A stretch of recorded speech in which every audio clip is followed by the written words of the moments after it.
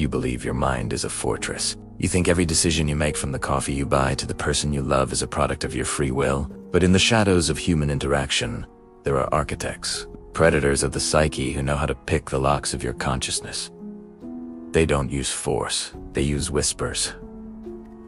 They don't use threats, they use your own desires against you. Today, we are pulling back the curtain on the most dangerous game ever played. The game of total psychological subversion. If you've ever felt like you were losing your mind in a relationship or a job, you weren't crazy.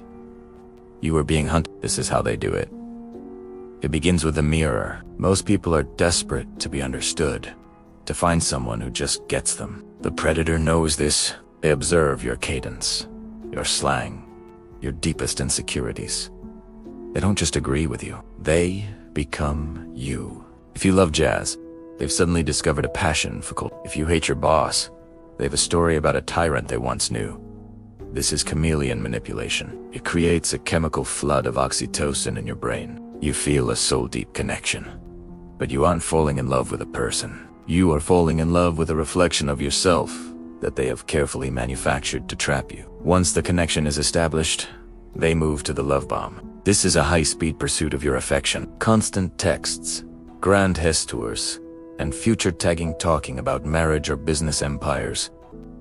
Within weeks, it feels like a whirlwind romance, but it's actually a sensory overload. By keeping your dopamine levels at an unnatural high, they bypass your critical thinking. You ignore the red flags because the white light of their devotion is too blinding. They are building a pedestal for you, but they aren't doing it to honor you. They are doing it so that later, they have a higher place to drop you from. Then, the temperature drops. The love bombing stops as abruptly as it started.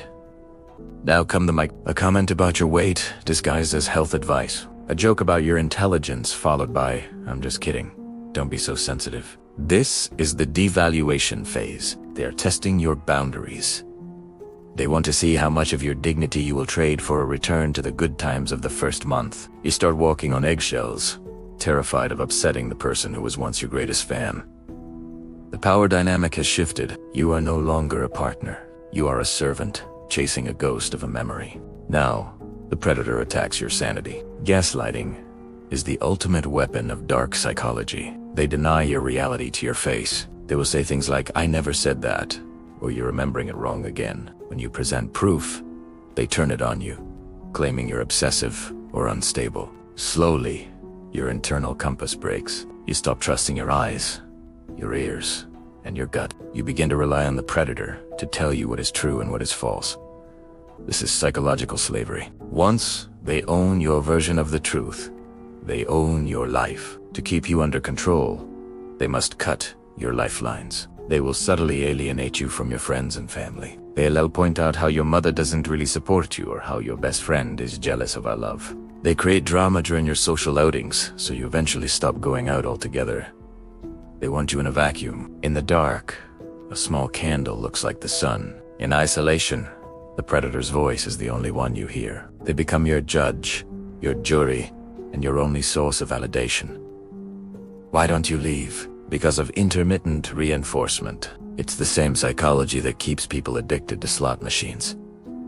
They are mean for 9 days, but on the 10th day, they bring back the love-bombing version of themselves for 1 hour. That 1 hour of warmth gives you enough hope to survive another 9 days of ice. You become addicted to the high of their forgiveness. You aren't staying for who they are. You're staying for who they pretended to be at the start. You are trapped in a cycle of pain and hope, and the predator is the one holding the lever.